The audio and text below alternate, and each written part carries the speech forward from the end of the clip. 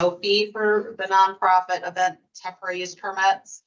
But we did want to point out that it would require signs advertising indoor nonprofit events to get a TUP if they wanted to do signage in town rights of way. So that was the map I had referred to previously. So you can see most of the big roads are in gold. They're state roads.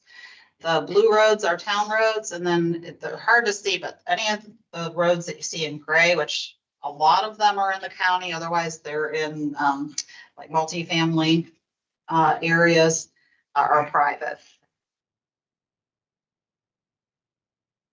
The last thing we wanted to mention is that common exceptions to the prohibition in other towns' ordinances are typically seen in downtowns, and they're for things like sandwich board signs, suspended signs, awnings, projected signs. And currently,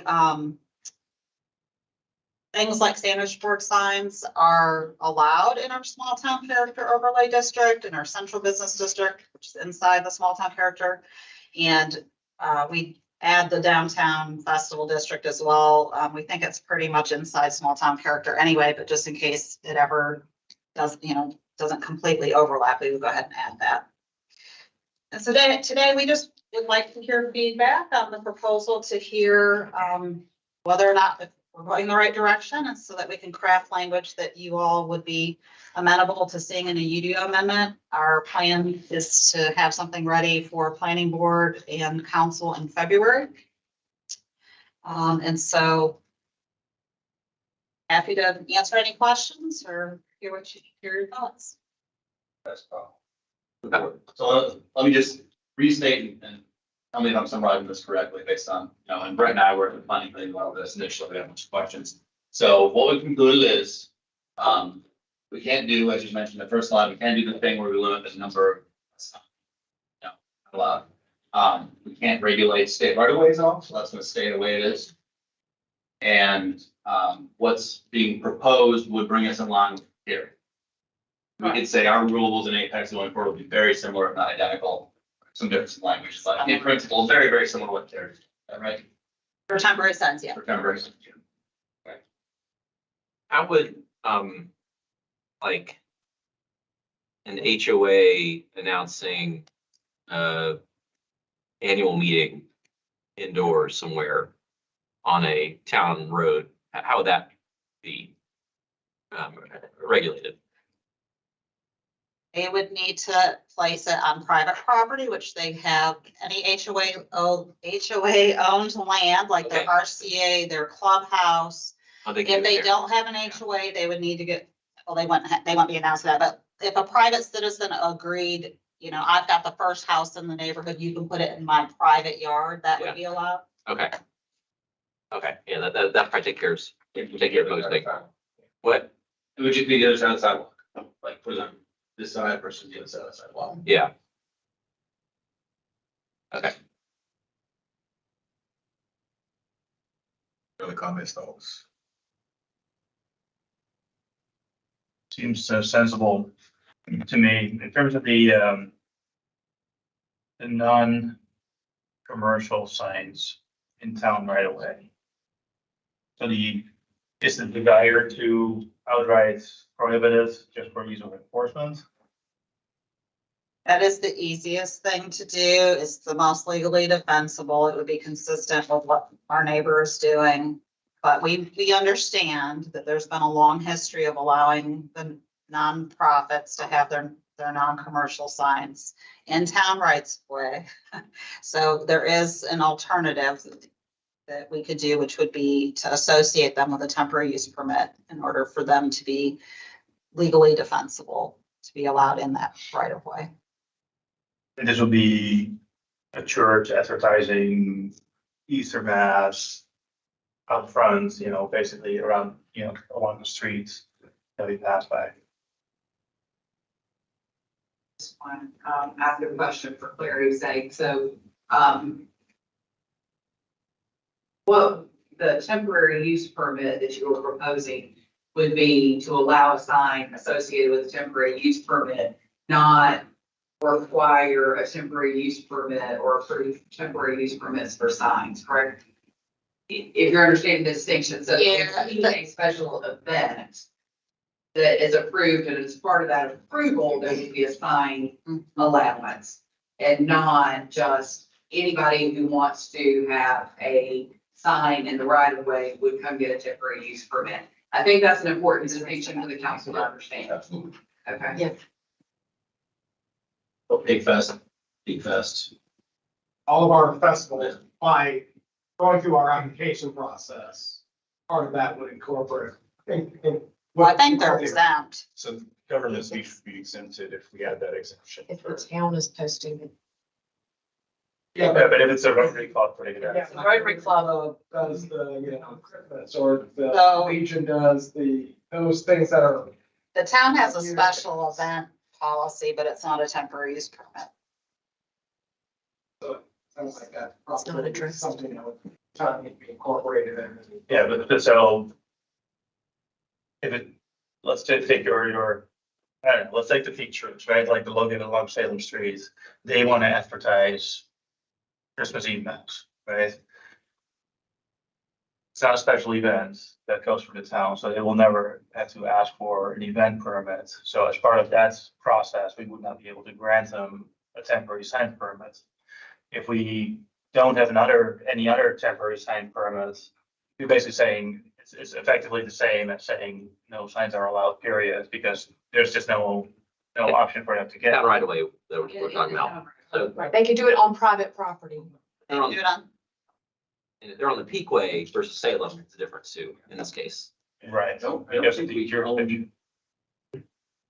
we don't own Salem Street. Except for the- We don't, it's on the same street. I'm not sure. It's the downtown part. Yeah, but not most of it. Okay. Think of a different example. It's hard because actually most of the places you want to put signs are not town roads. The mattress, Scope is actually a lot lower than.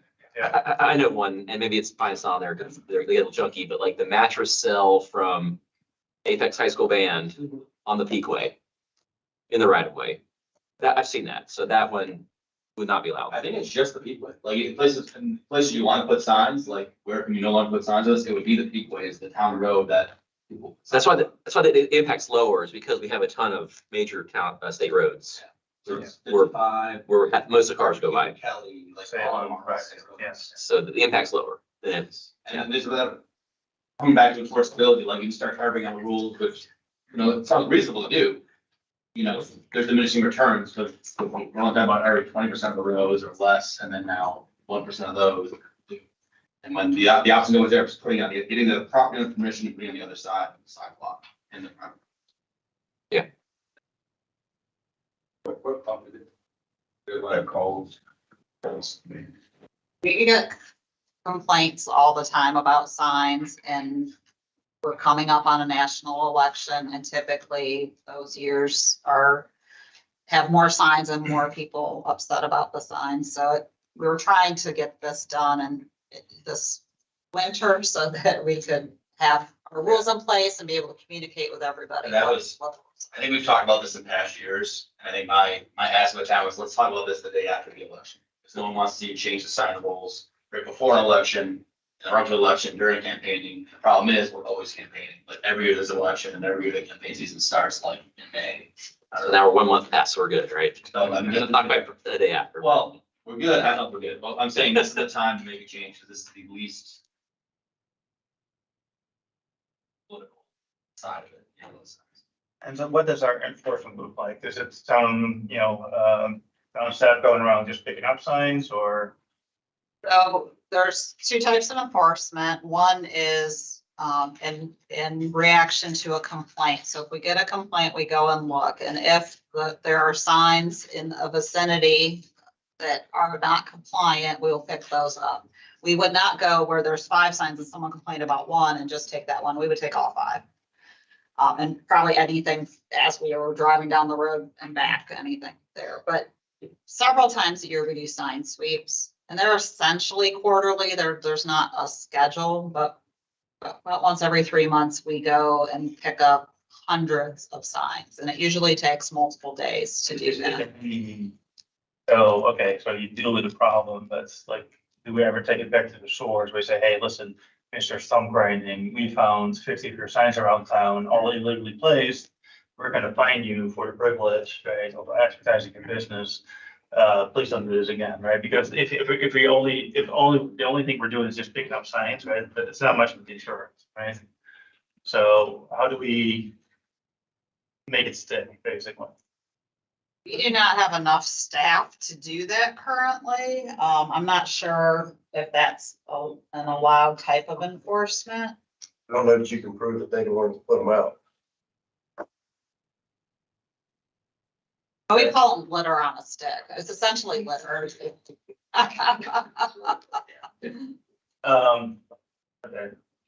Because, like, we can write any type of prohibition, if there's no enforcement of this, right, then, I mean, I think the enforcement is the sign gets removed and you lost the cost. right. Yes, and over the years, they're gonna get annoyed to be, They realize you can't put sign there. I'll put them on the state roads. Where they don't. Right. I have one final question is how does it work at intersections that cross a state road and a town road? Is it like Speedway and 55? So that you'd be allowed to put the signs on the 55 part of it, but if you go more than too far into the Speedway, and that's where we pull those up? Yeah, I mean, at the corner, they overlap. The right of ways overlap, so if they're putting, that's mostly where people put them, but but yeah. on the site triangle, there are site triangle things too, right? What? Those to follow. So we need to keep them under, and I forget what the 3 inches.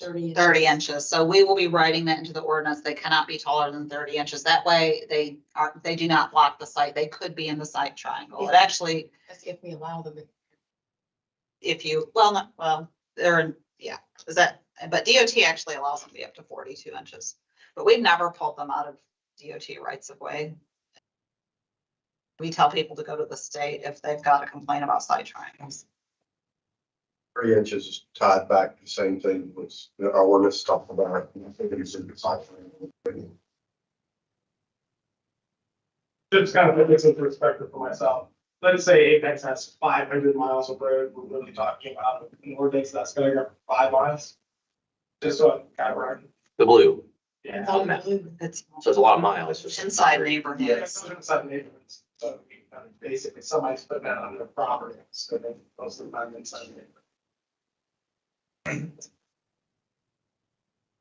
A lot of the HOAs have rules against signs, right? So. Right, I was gonna say, it's like, it seems like, I'm just trying to figure out the scope of what we're really dealing with here. I think I have it. That was, Yeah, it is. It's just, it just comes down to what's possible. Yeah. We can only right there. Well, I think I'll just put, stake in the ground that, consistency with Carrie is nice. And that's what we can do. That's what we can do. I do think we need a purpose statement. That's a critical, that's a critical need. And the fact that it has the key phrase of safety, ensuring, non-hazards, that's the language that we've got to have, because that creates our governmental purpose as to why we're going to regulate this for the speech. So is there a question about the temporary signs in town right of ways though? That still remains, right? Well, so our proposal is to not allow the signs in the town the non-commercial signs in the town right of way, which currently they're allowed, except right next to town campus and parks. And so that would make us consistent with Cary. It's the easiest to enforce and it's legally defensible. And I believe Mr. Mahaffey was agreeing that that was the way to go. That's what I heard. Can we just take a vote? All in favor, say aye. Opposed, aye. Yes. All right, thank you so much. We appreciate it.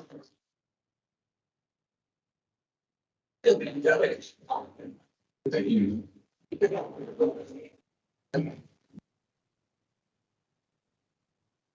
While we wait though, I think we should announce or at least acknowledge that the planning staff got one of those grants for the safe routes to schools and like $400,000 like that. So Okay. it was On your staff, that was the ones who wrote it, right? And- Yeah, Shannon Cox gets most of the credit, but she did have help from, other departments that provided input. But yeah, she did the lion's share of the work for sure. You guys have been a grant awarded machine lately, so kudos to you guys.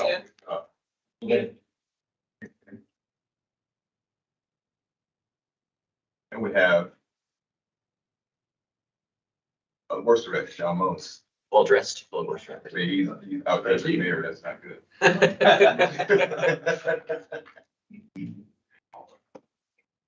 And Mayor Pro Tem can, I know, yeah. is that allowed for best dressed here? Oh.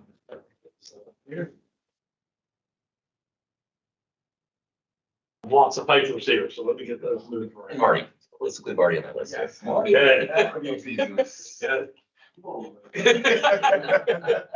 All right, well, good afternoon, Mayor, council members, Manager Purvis.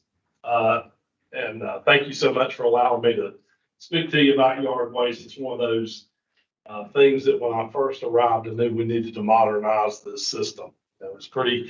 It's one of those things you can just look on the street and see. It's just, it's just out there in front of us all the time. So thank you for that. I also wanted to thank Manager Stone for allowing me to bring this before you. And certainly, thanks to Alan for helping put all this together for me. It was very helpful in getting all this together. Really just want to provide an overview of our yard waste program.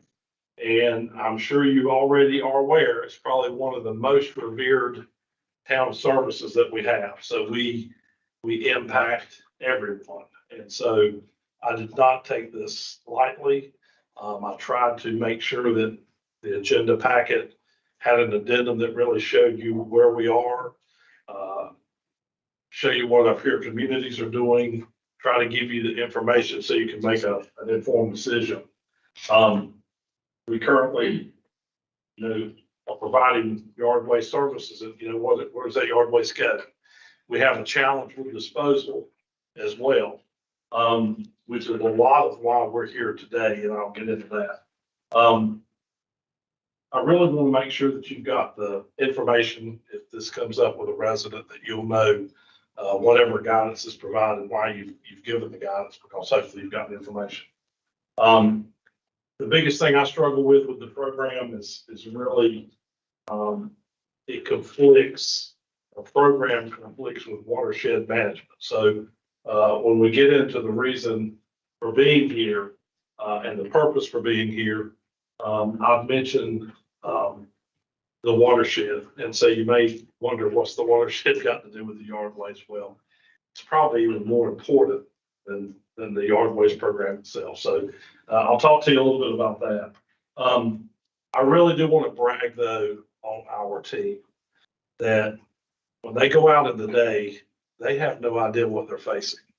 When the UPS loads up their truck, they've got X packages, they drop them off. Our team rolls out and never knows if they're going to have 10 piles, 100 piles. So it's a terribly inefficient program that we have. So that's one thing that I'm hoping that we'll maybe get some relief for them soon.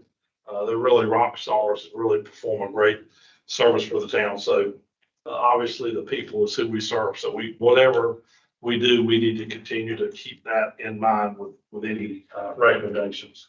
I do want to acknowledge the folks that are with us today. Heather Cashwell behind us is new to our team. She has a bachelor's in environmental science.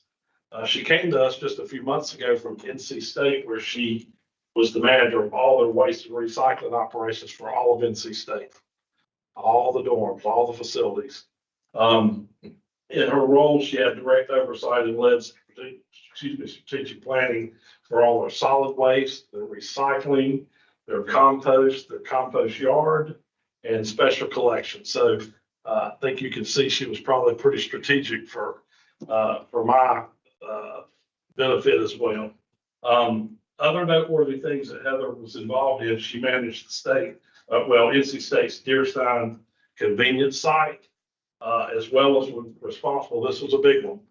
She was responsible for the construction, opening, and ongoing oversight of their compost facility. So we're lucky to have a a very, strong person on our team that I think can help guide us moving forward. For anything that might happen with composting or organics or whatever. So I just wanted to make sure that, you're aware of her accolades. Also want to thank our Water Resources Department, Jonathan Jacobs, our Assistant Water Resources Director, Jessica Mullins, our PE Stormwater Engineering Manager, and Jay Smith-Yago is, of course, our Certified Environmental Scientist and also is a certified professional in erosion and sediment control. So those folks that are here at the table have a lot of interest in what we're here to talk about. So back to the purpose, provide an overview of the town's current yard waste program from the town council on potential ordinances and operational adjustments that minimize impact to our watershed, improve our cost recovery, and enhance our service delivery for residents.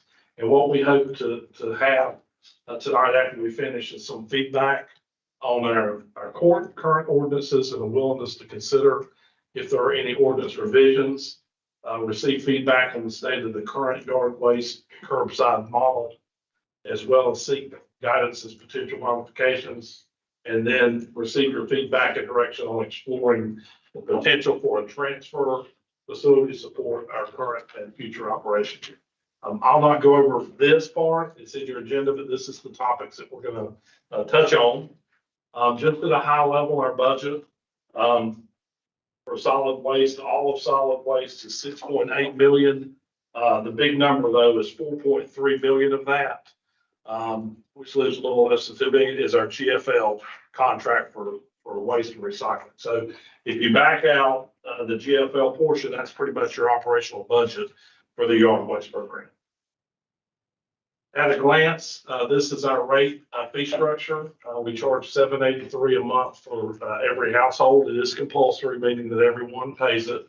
And that breaks down to revenue wise, just on the current household, annually roughly 2.18 million. So you can kind of see some of how the math is working out with how we currently do things. Just at a glance, this is a little interesting.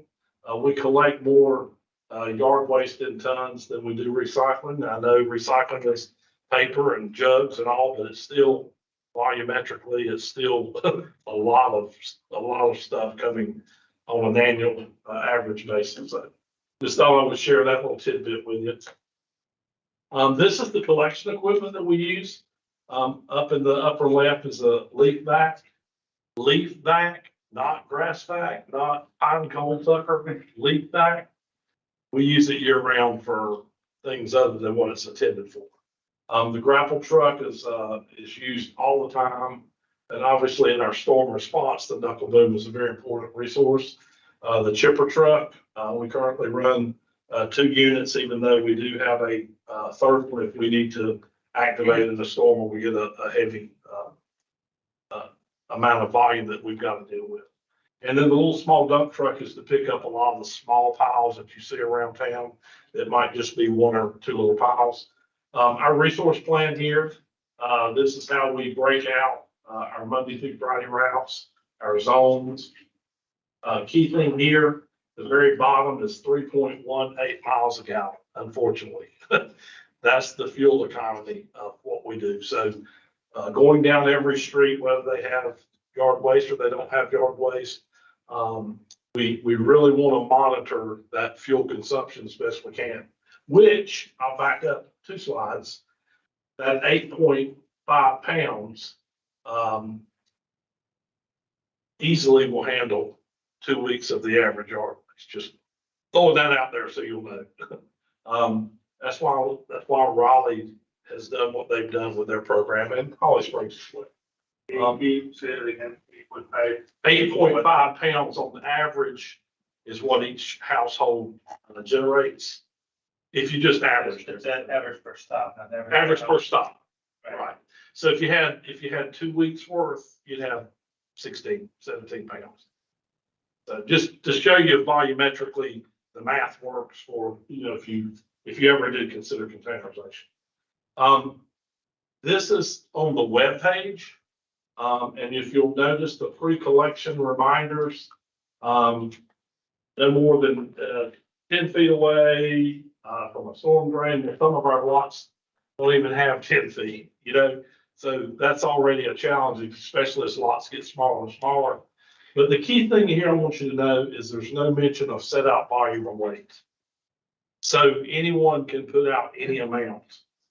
We actually, in our ordinances, allow contractors to come in and put their waste out. And we're the only ones that allow that. I think most ordinances are written where if a contractor's hired to do tree work or whatever, and you take it, but our ordinances, that's one reason that we'd like to talk to you at a future meeting about potential updating that ordinance to get a handle on that. So this is also from our webpage. You'll see that we also require you to separate your yard waste. That has been a never-ending battle because it just doesn't happen. People will throw whatever they find in the yard down in a pile, and it just doesn't work. So what's happened, the trend has been in the industry nationwide. If we can't get folks to separate it because we use different types of truck to collect it, let them go mingle it. We'll separate it at the transfer site. So that's kind of the direction that is happening with yard waste. The reason we do it is because we use the leaf pack to suck grass up. We use a different truck to chip stuff. And if you're trying to run the grass truck in front of the chipper truck and it's all mixed, it just doesn't work. The operation is so inefficient with the way that we currently have it.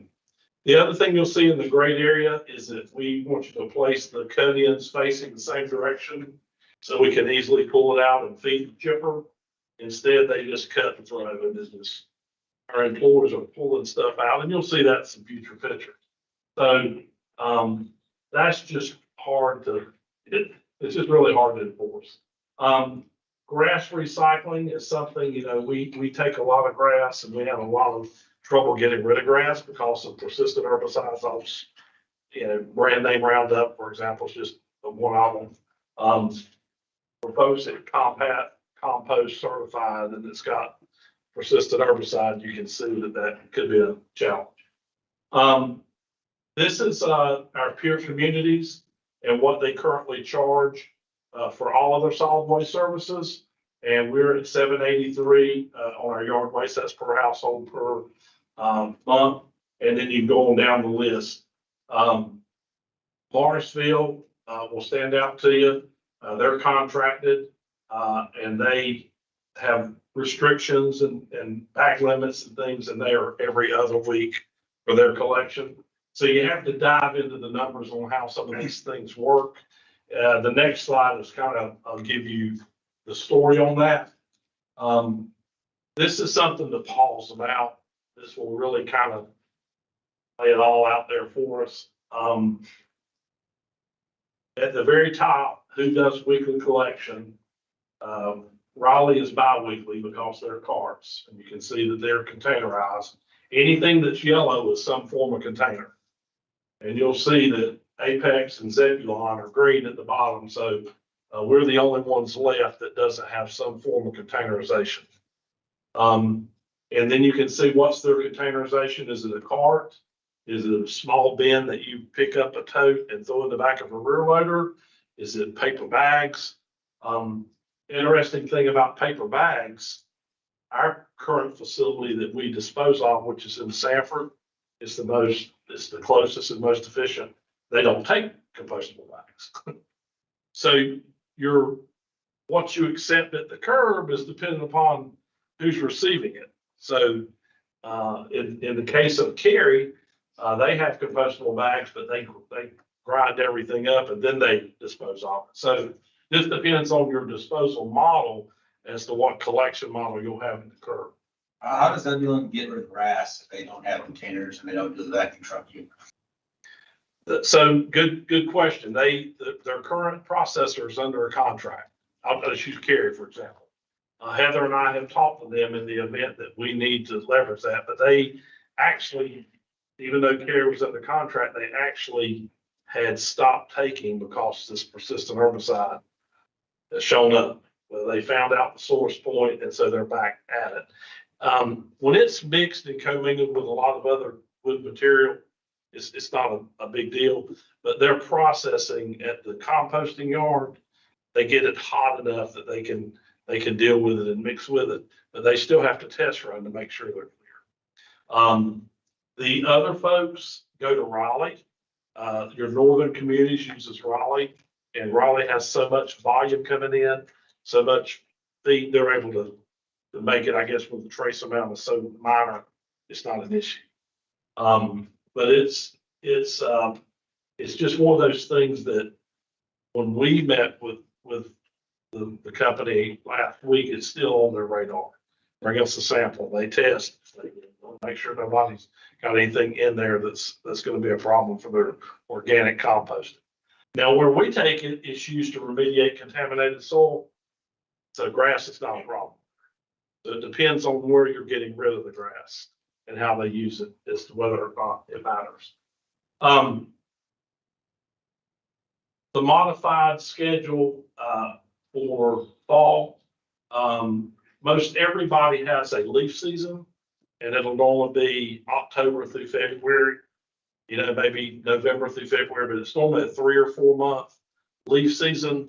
One thing I want to make sure I'm clear on, backing up the leaves the way we do it is by far the most efficient method. Second question you'll get is, well, there's no ways leaves would fit in a bin if you went that way. We don't expect them to fit in the bin. If you can get leaves in there, but we would rather you put leaves in the bin. If you had a bin, after the big bulk collection is over with and you just got less leaves, but the goal is to get the leaves out of the storm drain system as fast as you can.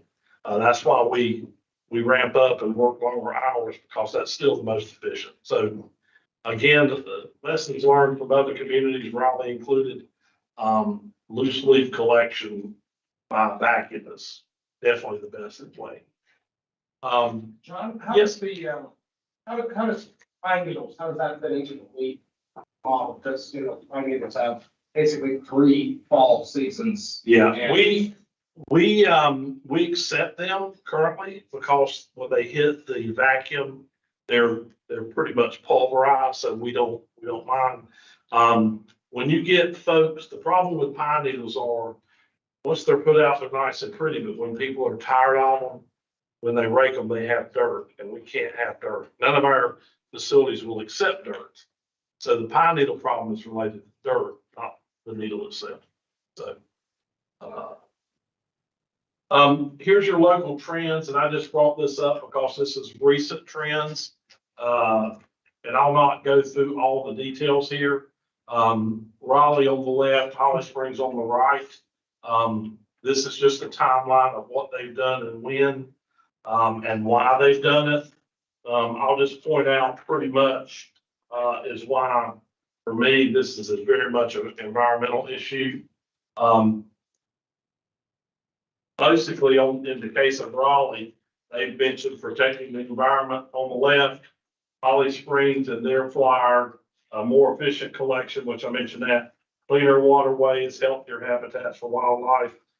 The containerization is really a stormwater issue. Getting the debris off the street, we allow it in the street. It should be behind the curb. Most ordinances are not in the street. So the other issue I mentioned about commingling, how no one can get compliance because everybody just puts it all together. It's better to get it off the street. It's better to containerize it, and then you roll it out when you need to do it, get rid of your yard waste, and you roll it back. So this is the trends. I'll not go over that, but it's a really good breakdown in your packet about the reason Raleigh and Holly Springs is going this path. And growth. I mean, just as the towns grow, the parcels are smaller, and it's just hard to keep doing the type of program that we have. John, Yes, how big is our recycling container? 95 gallons. How big is our express container? Recycling, GFL has a 65 gallon container. Recycling 65, trash. 65. Yeah, I'm sorry, yeah. Yep. So why the conversation on yard waste? Well, we're here in the strategic planning session, so I'm just, wrapping that up. So we want to make sure that our department plan is in alignment with our strategic plan framework, environmental, safety considerations. We'll talk about that. Our workers have to manually grab this stuff because it's not in a container. So that's it's really a huge concern. Service demand model, the cost recovery of it. We had budgeted, I think, 260, 270 for a truck this last budget year. It was 319. These trucks continue to go up, and it's going to continue to go up. Aesthetics for our communities. For me, that's a big one. I mean, you can just look out and see it just doesn't look very good. And the operational challenges related to our ordinances. So if our ordinance says we have to get contractor waste and they cut 10 trees, there's nothing that we can say you can't do that. And I've got some pictures to share that. And then the material transfer and disposal. So I mentioned, and I'll mention it in more detail. But what happened a few years ago, right before I started, we had always taken yard waste to Greenway Waste. We had an agreement for them to take all that we delivered. So all of our predecessors, it was great. If you live in Apex and you've got yard waste, we can get rid of it. That changed. And then there was a negotiation to where we could get 50 loads a month there, and that's it. Well, during leaf season, one truck may have 8 loads. So we have thousands of loads of yard waste if you took the small truck. So 50 loads doesn't scratch the surface of what our needs are. So we are now struggling we made the interlocal agreement with Holly Springs until we can figure it out, until we can come before you. So that's the other reason for the discussion. Related to our strategic plan for yard waste programming, obviously in the mission, just highlighting the thrive and the live and the work. Water quality is very important for a growing community to have that. The mission, even spelled out natural environment, our values, accountability. So we want to make sure that our laws do not conflict with any of these objectives. And then with a welcoming community, to me, it's the aesthetics. I know that it mentions a welcoming environment, but aesthetics is really part, to me, of a welcoming community. High performing government, service, valuing is important for a high performing government. So making sure we're delivering the services that residents expect. The big one, of course, though, environmental leadership. That's really, every one of these is directly related to our yard waste program. The second one, though, continues to resonate with me: preserve natural resources and habitats. And so for me, making sure that we're doing this in our strategic plan with our program, we need to have some alignment there. Second one, responsible development plan, invest in infrastructure. This is, I think, part of our infrastructure. And then economic vitality, the thriving community, the need for clean water, to me, resonates as well. The next slide is, for me, says it all. If I would draw one more circle, it would have had all of it. It would have had people. But I didn't do that because I felt like I had too many circles. But I really wanted to share with you the middle part of to me, when I was doing this presentation.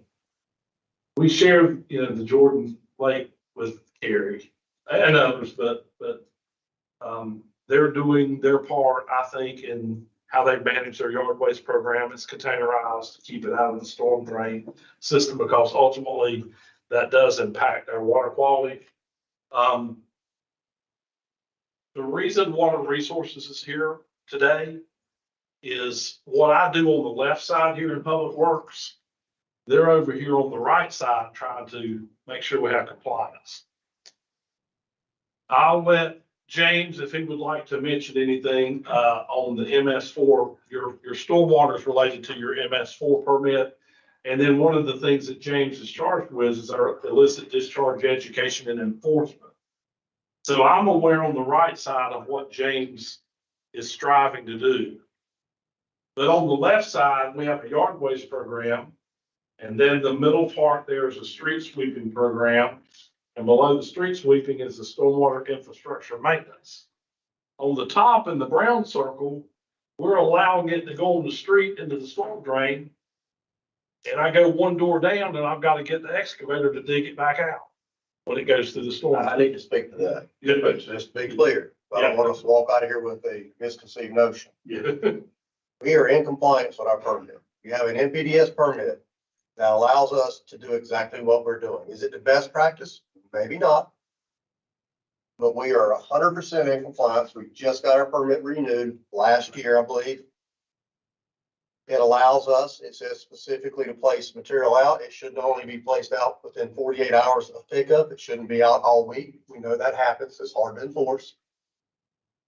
But if you put it out within 48 hours and more than 10 feet away from the drain, that's what our permit calls out. Again, hard to enforce. We got some lots that are so narrow that you can't get 10 feet away from the drain, not be in the driveway or in front of the mailbox. Hard to enforce, but I just want to be 100% clear. We are 100% in compliance with our stormwater permit. There is nothing wrong with what we're doing today. Is there a better way? Possibly. Can I ask you, thank you for that, Marty. Maybe, I mean, it's just, I don't know much about the water quality in this context. So let's say stuff gets in the storm drain. Is the problem that the storm drain gets clogged and the water is sitting on the road for longer and puddling up? Or is it because you don't want any of the organic matter in the storm drain? Because in real life, it rains and there's leaves that get into the. I'm gonna let James answer that. I think that's more of a James question there. So there's a few things there. I'm in agreement with what Marty had mentioned. It doesn't violate the permit or anything. You can't have this stuff in the gutter bin. The difference is what happens when it enters the storm sewer system. That is where we sort of have this double standard there. When you have this organic material, whether it's grasses, wood debris, when it breaks down and decomposes, it becomes a nutrient-rich environment. Okay. Which causes havoc in our waterways. Surface water. Actually, quick, the grass clippings is what has the nitrogen and phosphorus, what contributes to The grass is the real problem more than the leaves, So it's really the grass. because people have added fertilizer to their lawns. Okay, Good point. Leaves fall off the trees into the creeks every day. yeah, all the time, yeah. But there's also it ends up in retention ponds that now need to be dredged more frequently, right? Portion. There are neighborhoods that discharge directly to streams, creeks, without stormwater retention ponds that predate the stormwater. Yeah. Right. I think one of the aspects that John was talking about too is we do have, federally mandated permit, the phase 2 permit. We do have a program called illicit detection and elimination. That permit mandates that we enforce impacts, whether they're intentional or accidental, to the storm sewer systems. If any resident in Apex or a landscaper or anybody takes yard waste, whether it be grass clippings or wood debris, and they dump it in a storm drain, we enforce that. We enforce that by making sure they remove it. We educate them, and there's also civil penalties that come with it. So of course, even though we have this program, we're not prohibited in any way by having it. But those impacts do get into the storm drains because of some of the things they mentioned. There are many cul-de-sacs where you can't have 10 feet from the storm drain. Sometimes things are left out there. They violate the 48-hour rule on a regular basis. And when you have heavy rains like we're going to have this Sunday, we're expecting possibly 3 inches of rain.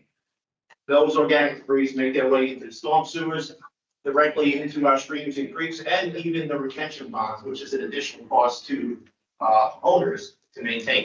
Yeah, okay. Does that help? And one of the distinctions also is like the willingness, like the person that's actually putting it in the storm drain, that's willful. Violating our permits. Let all the crew for 48 hours. It's 100, of course.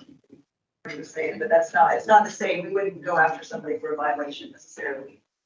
Unless we got the report that somebody was actively. Yeah, okay. All right, so again, over on the right, we've got compliance. Over on the left, we've got the program and the things that we do to try to mitigate any after effects of any debris, no matter how it got there, out of the system. So this, I think in the middle here, again, you've got this whole watershed that we're worried about protecting. So again, for me, what's the best practices that we can do to help mitigate those nutrient-rich environments? And so that's really what this one is about. Here's the environmental impacts.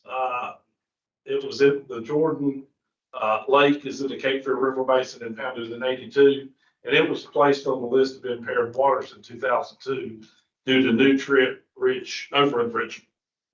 So what contributes to that? Those are the things that we're concerned about. Obviously, yard waste, non-point discharges is going to be a contributing factor. The Jordan Lake is a water supply for about 700,000 folks. In 2017, led to the formation of Jordan Lake One Water, which is supporting in watershed management. Apex is through our elected officials are part of that. And that has also become the guide. The One Water has become the guidance for One Water. The current yard waste program of allowing loose material curbsides just not in alignment with the watershed nutrient reduction best practices. So I wanted to point that out.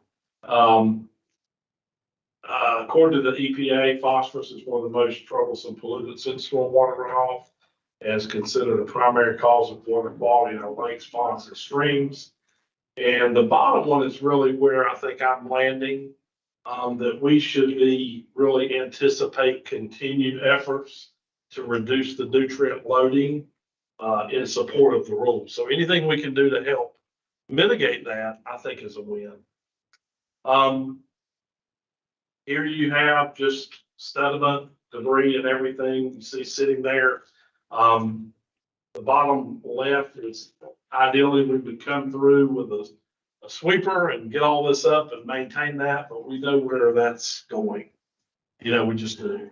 There on the right, you've just got the typical grass that we really wish folks would grass cycle and leave on their lawn.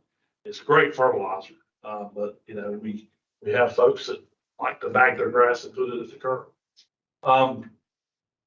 Real quickly, I'll go over these operational items. Stormwater conveyance, so it's increasingly being compromised.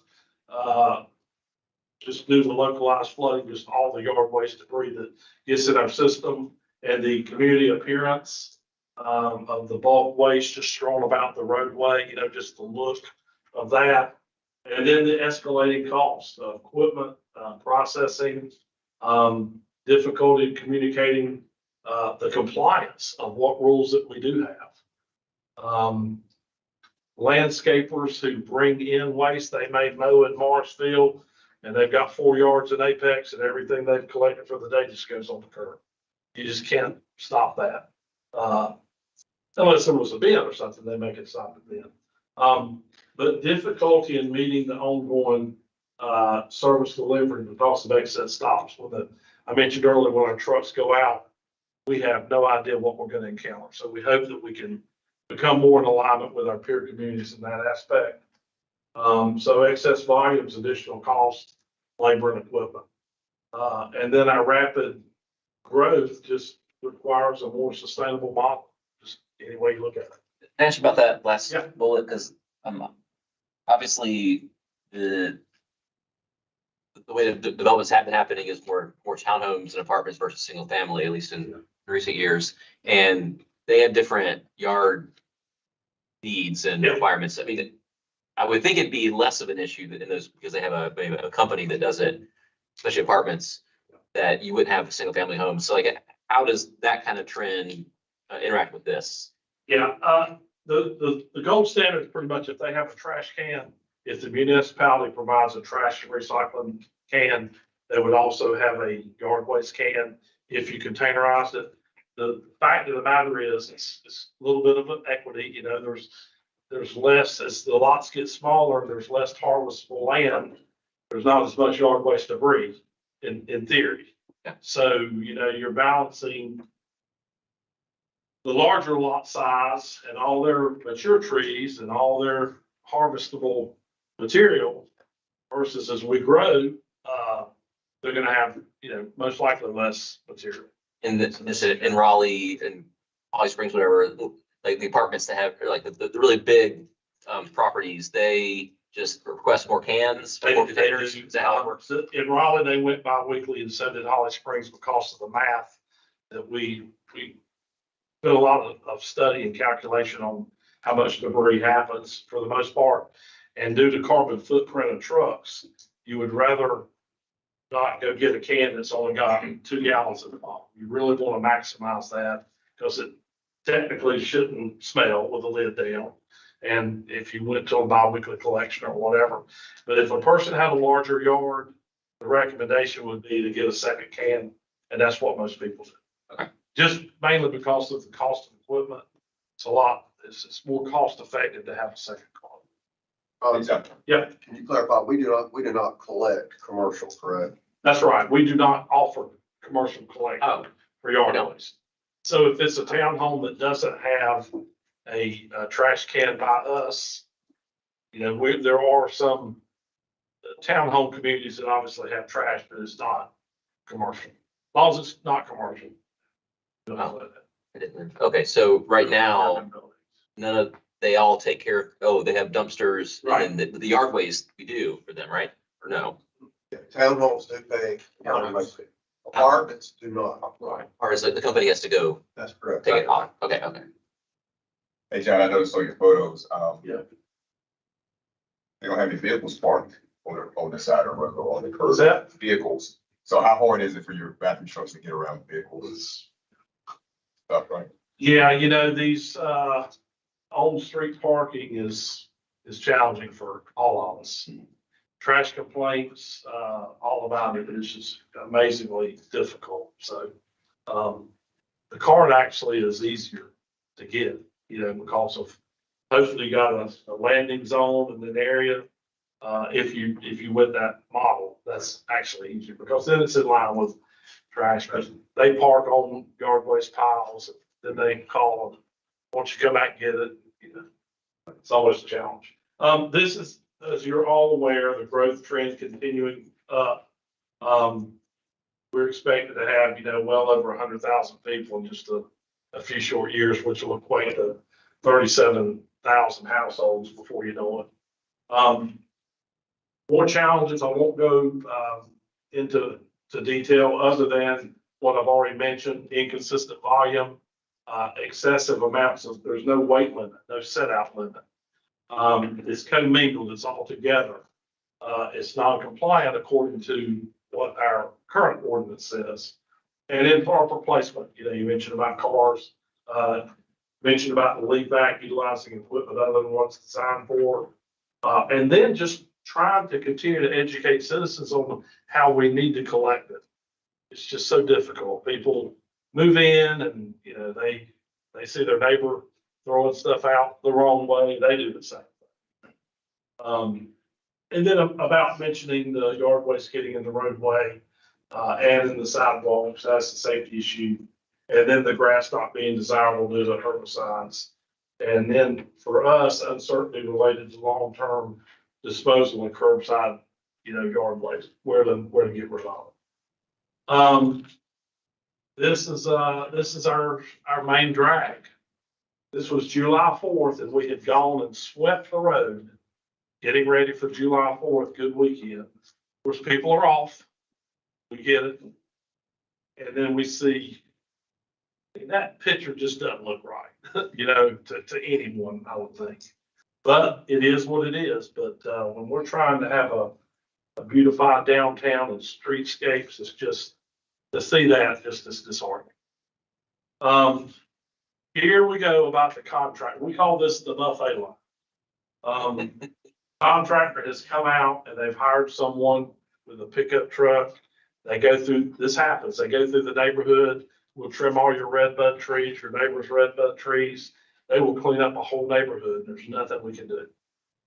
They're probably getting paid to get rid of it. This person called in and, the photo on the right continues on around. We didn't even get the full pile. The image on the right, the green now, is the contractor's van that just trimmed the trees right there the week before. You can already see the leaves are dead. They've been sitting there a while. Ultimately, we were lucky. I went and talked to these folks and they did go ahead and take care of it. The pile on the left would have been about $800 to dispose of it. Yeah. So, I mean, this should make people angry. This should make citizens angry because Yes, the town of Apex and town taxpayers are essentially subsidizing commercial exactly. landscapers and contractors. Not only for the labor for us to clean up after them, but the tipping fees to Right. dispose of the stuff. Like, that should be on them as a commercial business. Exactly. I couldn't agree more. This is such a challenge for us. And again, here is this is the same photo. We have folks that will come around in a truck with ladders and they'll go door to door. And you're right. You'll see the big logs. We don't, our ordinance at least says we're limited to 8 inches. But when it's out on the street, you know, it sits and sits and sits. The town lines up with enough of it, it'll get it, you know. But these are real challenges. Here's the other thing, we don't get dirt. We can't take dirt. Here is someone on the left that has done edging. They've done a nice job. They've got a beautiful edge. They just throw it on the street because we have normalized the streets where you put things. And I have a hard enough time with it being in the gutter. I wish it, if they're gonna make it illegal, at least put it back behind the curb. But this is what we see all the time. Someone had cleared out the backyard and put some gravel in, put a little building in, and just cleared with the skid steer. That's just bucket loads in the middle top, center. Rocks, everything else. That's not for us to get. But the citizens doesn't know any better. They think, well, the town will get it. This is my why right here. This is absolutely my why. I know the water is probably the biggest why, water quality. This is how we collect loose pipes. It's by hand. There's no magic. There's a storm shovel. You can't pitchfork this stuff. Most of the time, it's just gonna fall through the tines. We found out about the only way to do it is just manhandle. And this I do not like to see. I think we're better than that. But are you really gonna get rid of this, right? Because the containers only so big, right? If I have a mature tree that needs to be trimmed, I'm gonna end up with a pile like this, right? Okay, we can change the service, right? And I need to call you and maybe pay a fee, but the problem remains. If it's this problem here would be an event as in most, probably 90% of our cases. But to your point about trees, Cary, Raleigh, the resident is required to have it to a 4-foot length. But that's up for council to decide how you want to do that. But that's why I think the better way to handle it is we offer a service. And as long as it's within the parameters of the service, we can come out and get it. That'll be up for the council to decide if they wanted to charge or not charge. When there's somebody that's pruned something and they've done it themselves, if there's a landscaper done it, we hope they take it with them. But all of our peer communities, Yeah, so, I mean, we can write in our ordinance that, you know, starting with commercial, right? Okay, we're no longer allowing that, right? If we see it's, you know, there needs to be proper enforcement, not just like, hey, let's pick up your stuff, right? I just don't wanna, you know, because I think this problem to some degree will continue, right? If we need to pick up larger files that don't fit the bin, right? Whether we charge for it or not. Right. Right, so I don't wanna. I say that agree. This will go away. I agree. I think the secret is what they're doing in other peer communities. If you give everybody a certain volume, everybody has this volume, but if you have more, the town can probably collect it less expensive than anyone else for whatever that fee is. And so I totally agree. I think that we have the ability to offer premium service, but I just think that that's kind of outside what the normal volume limit we give everyone. But that is something absolutely that we can accommodate. So who would pick up the containers? Because, man, I've heard you talk about containers a lot, in fact, you showed us the examples of all the strengths and Raleigh, so. Container seems to be kind of the way that if you want to steer the conversation, which seemingly makes sense, right? So who would pick up those containers? Because we don't have the trucks for that. If you change your model, you'd have to change equipment. But what you would do is. Or GFL, with GFL, because GFL has the equipment to pick this up, right? It's like. GFL would be glad to bid on it, but I doubt they've got the bandwidth. They do small tables. But you can certainly put it out for bid if you want to do that. Few people probably want to do that and have the bandwidth to do it just based on volume. But Marshville is successfully doing it with them.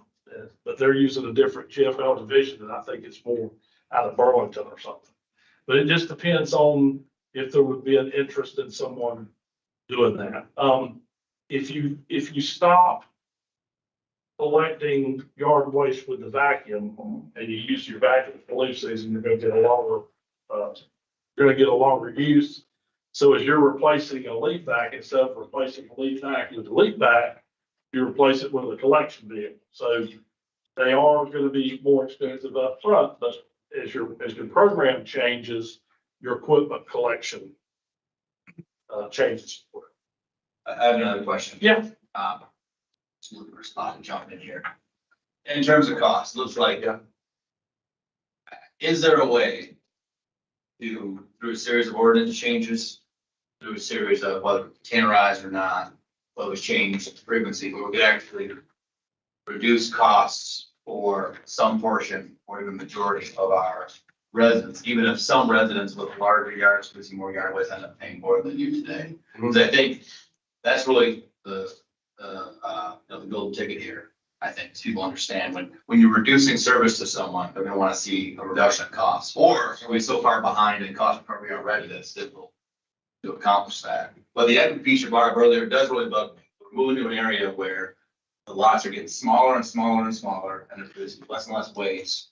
And in effect, what's happening is all the new residents are subsidized out of the larger lots that were built 20, 30 years ago that are producing, twice, 3 times, 5 times as much yard waste, What the other communities have done is the convenience center.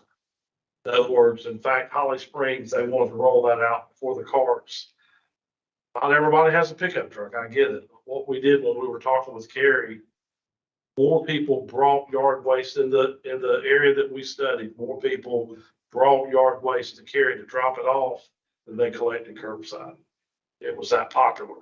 I heard that Holly Springs is starting to pick up, so people are mowing and they'll take it because it's free. Bring all you want. If you have a big, large pruning, you can bring it. But you also, as a council, you've got opportunities for, okay, if you've got a pruning and you're going to do a pruning, you can have a free collection. You can have one time a year, twice a year. You just have to schedule it. The other communities deal with that, so there's not a perception of service. But it's also trying to mitigate that stormwater impact by containerizing. So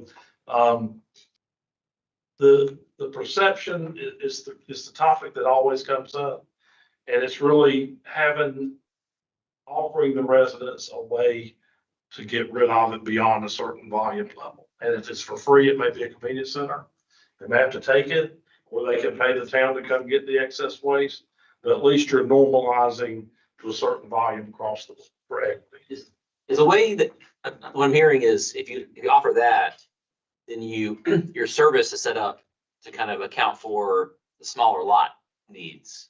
And so with the bigger lots, we're gonna have more than, like if you come every other week, they're gonna have more than what fits in the bin. Yeah, That's where they get a second bin. Oh, and the second bin would be additional.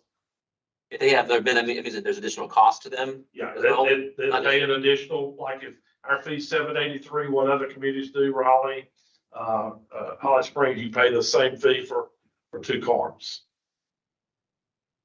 If you wanted a second, It's still 783, or is it? Is it times 2? Yeah, so it'd be per car, so it'd be the whatever, Cost per cart. right, cost. Okay, so you can do it that way. You can, Right. and the frequency is such that the normal, smaller lot would fill it up every other week, but the person in the big lot can have 2 lots. 2 cars. I guess my question, where does the math work out that way? The idea that we could reduce that base charge below 783, and that's good enough for 55, 60% of the people. And if you have a larger lot, you get 2 minutes. Or you make use of the convenience center, does it work out? And I guess don't think we know that yet. I think that's where we could get some direction on finding. That's those fair enough. numbers. Yeah, I mean, do you know today what our cost recovery is for a yard waste program? Are we already subsidizing it? Is 783 enough? I have some opinion on that. Amanda may know more than I. Our current program, if you just looked at the budget, it doesn't factor in the cost of equipment that's already been paid for, the depreciation. I will tell you, just in round numbers, I would guess that we probably are around $11 and we're at 783. So I would say we're at 60 or 70-30, but without putting the adding what all equipment is involved. But I'm sure that there's some related subsidy, because you'd have to factor in what's the cost of that equipment. Right now, we've already got it paid off. The big thing that changed, around 2002, we had an agreement with Greenway. Used to be Griffin Brothers, C&D, I changed on it, it's Greenway now. And the town has an agreement with them that we can drop off all our yard waste free. And for that, there's in our ordinance that if you happen to be a yard waste facility and you provide a free dump place for the town, we will let you buy water at an in-town rate, and you don't have to be annexed. So that was the general deal. Well, they never considered in 2002 Apex growing to the place that we have become. So there was no cap, no limit, no anything on that deal. They ran out of space essentially. So in 2021, they called us and said, hey, we don't have any more room. We said, hey, you're going to have to pay us, out of town rates, be annexed. And so they didn't like that. So they found some room and we went back, and we wanted to be fair. Because again, when the original deal, if you looked at what we had saved through the years, it was a very big number. So we went back and looked at what would have been the equivalent loading that we were dumping in 2002. And we came out to be about 50 trucks per month. We went back to them and we struck a new agreement with them that went through our council that says, we will now deliver 50 trucks to you a month for free, and we'll still continue giving you the same deal on the same premise that we started in 2002. That's where we are today. So what all that means is we have more expense now to our program because we now have a disposal fee that we in the past did not have. I think it's an important thing to emphasize to our residents too, is part of the issue here. And you touched on in your earlier slides, that we are having disposal issues, and the good deal we had in 2002 was kind of coming to an end. We have a sort of half deal now, but even that has a time limit, right? They're eventually going to completely run out of space. And then we need to find. Potentially, I mean, they're trying to find more space. I don't, but I don't think we're going to have to pay to dispose of yard waste as we move forward. We will be able to get some relief that I think per the original agreement premise, but I in the future, we will be paying to get rid of this yard waste. Just underline that, that's due. But Yes. will that change regardless of collection method? And so, because when we pick it up at the curb, we pick it up in a container, or somebody drops it off at a convenience center for free, we still collect the stuff. No, I mean, the collection method matters because we can do additional cost recovery if people were dumping more. They have to pay for 2 bins. Or people might be encouraged to mulch in their yard if they know that collection is going to be an issue. Like, you could actually change practices and reduce their collection amount. And I wonder actually if there's any data on that, like for other towns. How has their volume changed as they move to containerization? Like, is there any hard data to say, well, we know it goes down 20%, 30%, or maybe it doesn't matter at all? See if there's data out there. I don't know, I can tell you that, that with excess collection, in the Holly Springs case, you would leave a door tag and it said it was $80.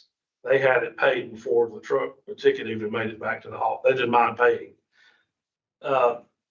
In some cases, I think the number was 30% of the time where they got a tag for excess yard waste. They didn't call back. In other words, they found something to do with it. Miraculous, you know? It wasn't illegally dumped anywhere. I mean, we just somehow they figured it out. Well, I mean, I think here's the other part, right? So if I can put the grass on the curb, right, and I now need to pay extra for a bin, right, and they're gonna have an empty gray container sitting there, guess where the grass is gonna go, right? We're still gonna be picking it up, just in the wrong container, basically. Right. Containers are free, well, they're included in your yard waste service. Right, that's so like your regular GFL container, right, which, you know, the gray container that I should really never fill up, right? I see, should be able to throw it out. People are gonna throw it out as regular trash. Like, that's from, no, you're trying to get out of here. Yeah. Okay. Great discussion, though. Just the first two bullet points, and again, all this is in your packet. You know, in 1992, about when this framework of the ordinance was developed, and it hasn't been changed since, we had 2,000 homes. So we're operating essentially under the same ordinance we had back when all of this came about. This slide just goes in to show about how, and I use Depot 499, how the lot size was so much smaller. Back to old Apex and new Apex, and how we have to have one model sustainable, and how we need to have one certain amount of volume level for everybody, you know. Short-term operational agreement, we currently have an interlocal agreement with Holly Springs. Here's the time frame. It's valid through February 24, so that's one reason we're here now. Their model's changing. So in other words, now we have the same model, but they're now going to have commingled containerized waste. I'm not sure how they're going to process it. They currently haul our yard waste. Are they still going to haul? Are they going to need to haul? So we have some big things to figure out. But beyond that, we don't have a place to take it. In other words, we collect it on the truck and take it to Holly Springs, or if it's knuckle boom waste, we take it to a place called McGill. Not everybody will take what you have the way you have it.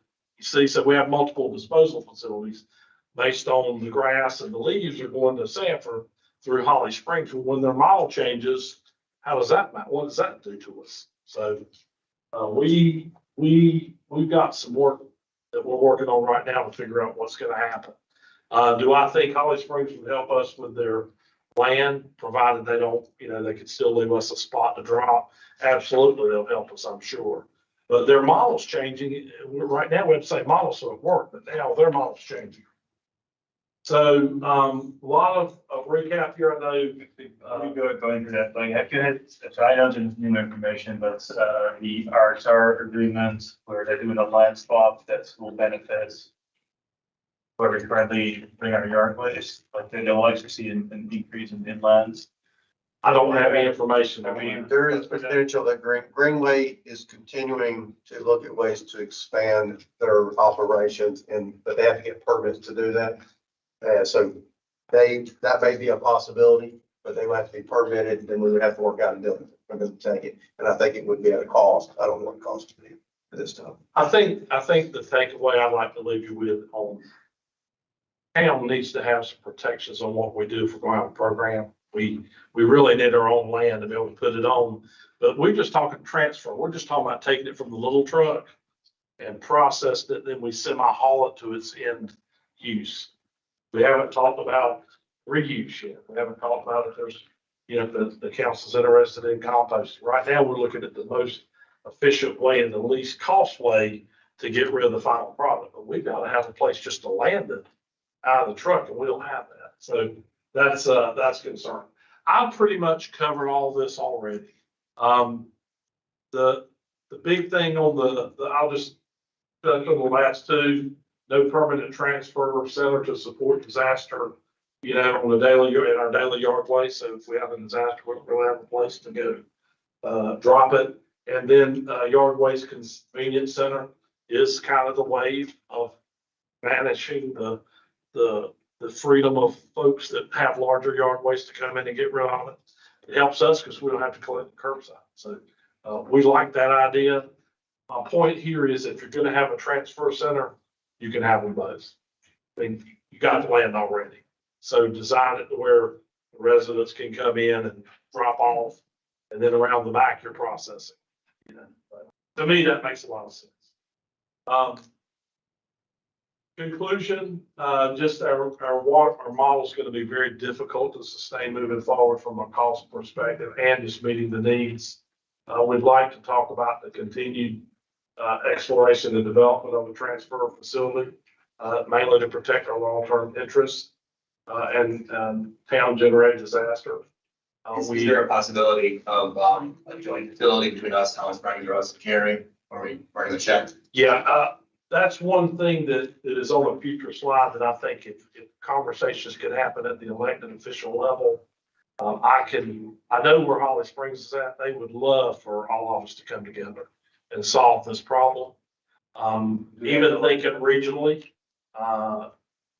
Wake County's interest has never been in yard waste. They're in trash and solid waste. And you may know, I'm assuming that that yard waste is not statutorily required.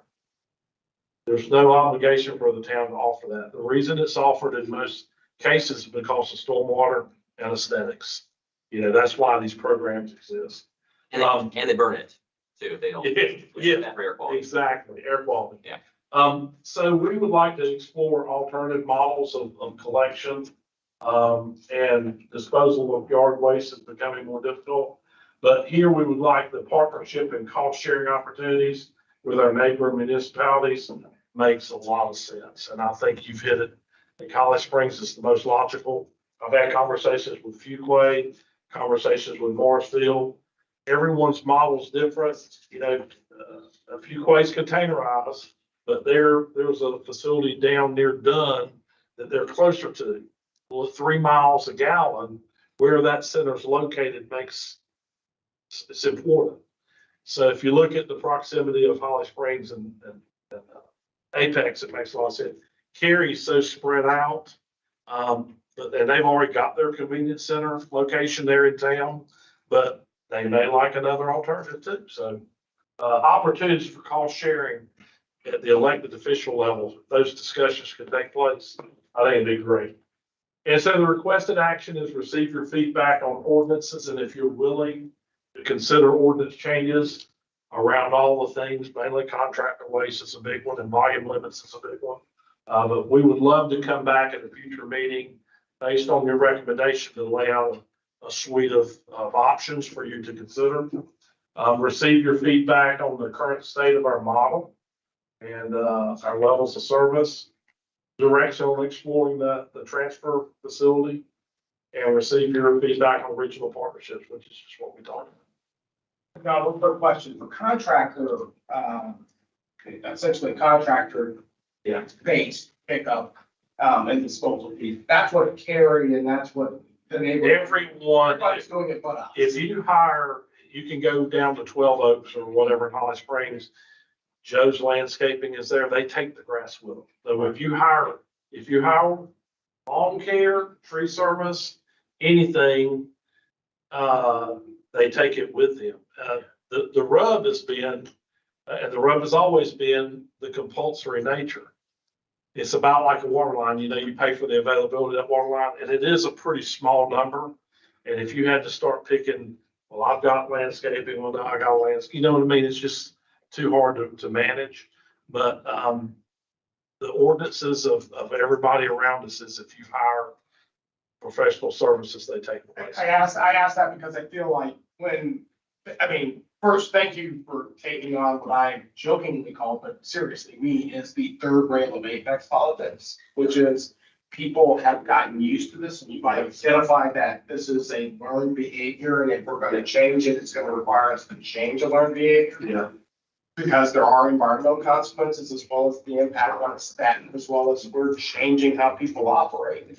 Thank you. We'll have to do it in small chunks. Yeah. It's what I'm thinking, and I feel like that contractor chunk is a really good way to start on that. I would love to be able to see, in terms of just kind of direction, if we can make the ordinance change, because I feel like if we're the standout, that can give us additional data points with regard to cost, because I feel like larger homes, larger lots, if we're talking about 1 bin versus 2 bins and how it costs and how to make that, we may see that get result, we may see a solution set to that within the private sector with contract.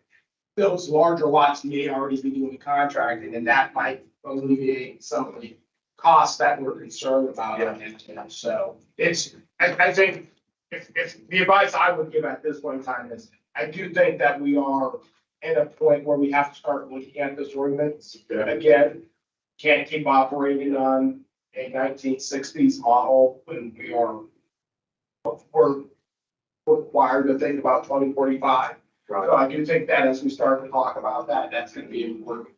But it's gonna take baby steps. We are literally unlearning an entire town's behaviors, and that can create a lot of shock, and that can create a lot of discomfort, and folks are gonna say, well, I've always done it this way.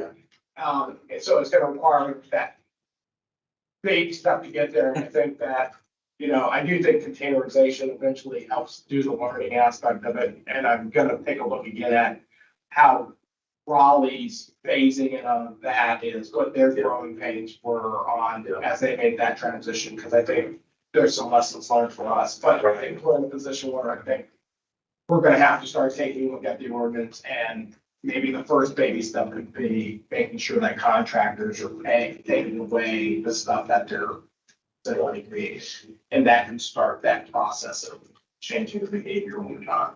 Do you have any comments on the volume limit?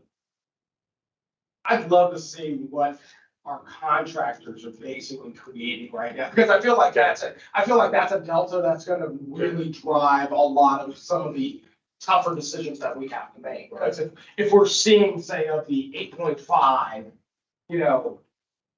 5.5 of that is actually gonna be taken away by the contractor who's already been paid, and it's not a new effect for them, because they're like, well, if you did the same job in Gary, you would be taking it away. Why do you feel like just because you're doing it here, you don't have to? If we could make that change, I don't know if that makes a volumetric change in terms of what we're dealing with. So I would like to be able to see that. 90% of people don't use a contractor, so I think the volume question is the normal people, not the contractor issue. I don't think they're related, because Well, that's what I don't know, because when I look around, I'm like, I see like lots of yard services places up and down the road as I'm driving around. And the thing that I've always wondered is, I was like, why is it that when I see somebody coming in and doing big yard, like tree services, and then I see the big pile on the ground, I've always wondered, why are we paying for that instead of them just taking that all of the way? Or during the summertime, where I see big piles of grass that are just along the roadside. Because I mean, we see it, like big, huge lawn mowers. I don't see a lot in my neighborhood. I guess I Volume issue is really, is probably more impactful to, as relates to trees. Yeah. Because. Yeah. That's a lot of cost on the way to get rid of it. So, but that's a relatively quick change you can make, right? So there's a couple things that I think are a little bit longer game. So so my reaction is I would like to see a proposed change to our ordinance, right, to force contractors to lead into a model similar to our. It's easy, right? I think we all agree with that one. That was easy. So I think that Right, that's, okay. but, there's a couple things that, Holly Springs is just implementing their system, right? I'd like to kind of, watch and see what happens and how, because they haven't eliminated their street pickup yet. So I would take a little bit more time to kind of watch and learn, right? So that we can look at that probably as an example. I would like to see what Holly Springs is experiencing. We also have this deal with RXR and then the disposal side right now, where they're doing a land swap that potentially increases the capacity at that site, right, which, may lead us to, a different set of economics that, to consider. I think that will probably take a little while, right? So, but in the meantime, what I would like to see from you, John, is, okay, where do you think, and I think you're kind of hinting at it with some of your comments, right? What I'm kind of gathering is this, you want to go to containerization, you want to go to like a special service or access, pickup type service for the, but, let's kind of lay that out, right? So that we can, actually look at a proposal, right? And not just like free-form feedback, like you're asking for right now, right? And then so we can actually look at a proposal, we can, bat it around, tweak it a little bit here and there if we feel it's needed, right? But something a little bit more concrete that we can react to. With that in mind, what does your timeline look like? I think that, by mid-year, then Holly Springs will be, in business. I think there's land swap with RXR and if any possible permitting, hopefully we'll have settled down by that time. We can have some preliminary conversations with the providers, say, hey, listen, if this all works out, what would that look like for the town of Apex? I know 6 months is a long time in, at least in my world, but, I think kind of considering the context that we're in and some of the changes that are happening right now, I think it makes sense to take a little bit slower path, with the exception of the contractor fees. I think that's something that we can do quickly. With that in mind, was there anything about the proposal you're looking at that impacts the budget? No, we just, we like in the yard waste world, we really pay attention to leaf season, which is why Holly Springs is launching their cart program. They delayed it because of supply chain. We love to have ordinances before the growing season. If there's going to be a change, because no one started putting out stuff yet. So the sooner we can get proposed ordinance, and it's simple. We can come back in a very quick amount of time with that. The big thing on ordinance too is just, we don't have, you mentioned it earlier about no teeth. We tell them to put it out, said we cannot, they put it out a week. We have no enforcement mechanism. So we want to talk with our town attorneys about how do we enforce if there is. Well, it needs to be communicated, right? Yeah, And that's right. why I think we need to have letter of sorts to all the surrounding areas, landscaping businesses that we can find in the yellow pages, right? I think this is the change, right? And, we may just, pick one, unlucky winner every once in a while, right? I get that the broad enforcement is gonna be challenging, right? You're gonna be on every. Well, and just like in Lee, when they're trying to chip limbs and they're all, trying to pull them out, there's no enforcement. We say stack them with the ends, but nobody's complying. So it's just a real challenge. But we would love to come back with a proposed suite of ordinances. And did I read into that about the transfer? There's some interest in for us to have a place to take the yard waste. I would like to consider that as a volume reduction type initiative. Like if we can process limbs, right, create mulch and then have the service back to the residents where they can get free mulch or, nearly free mulch, right? And we kind of keep it out of landfill or wherever it goes afterwards, right? That could be a nice service back to the community, if we do a transfer facility of our own. I'd be ready to proceed with how you're with the containers tomorrow. Start that process personally. I think the guy that pulls his back out doing that, then the lifting the stuff is enough for me to say it's worth doing personally. So that's where I am. I'm a little more aggressive maybe than you are on proceeding, but yeah. I don't think we understand the economics of it, right? So I want to see some data of, okay, so how many trucks are we looking at? Or what is the contract with you going to look like? What are the containers going to cost us? There's, there's a cost of making that transition that I'd like to understand before we say go. Well, we're happy with y'all's permission. We're happy to make all these recommendations and let you pick and choose from a menu of items of what you have. I mean, the thing is like, it's going to be long-term cheaper, right? Because paying some guy to grab it and throw it is more labor and more cost than it would be for a truck to be able to do that, right? And it seems obvious to me, like well, initially it'll be maybe more because you're buying the thing, but like, I don't know how many of those things we need, right? And then what their operating costs. I would just- So, you know, Before we get too far in, so we don't have two members here, so we want to get the way in. I do like what you're saying, you want to do more research. I personally think 6 months. You said 6 months. and so because Holly Springs is not gonna start their curbside service until like March or April, I think the deck set up, right? So I kind of want to see what their experience is after that.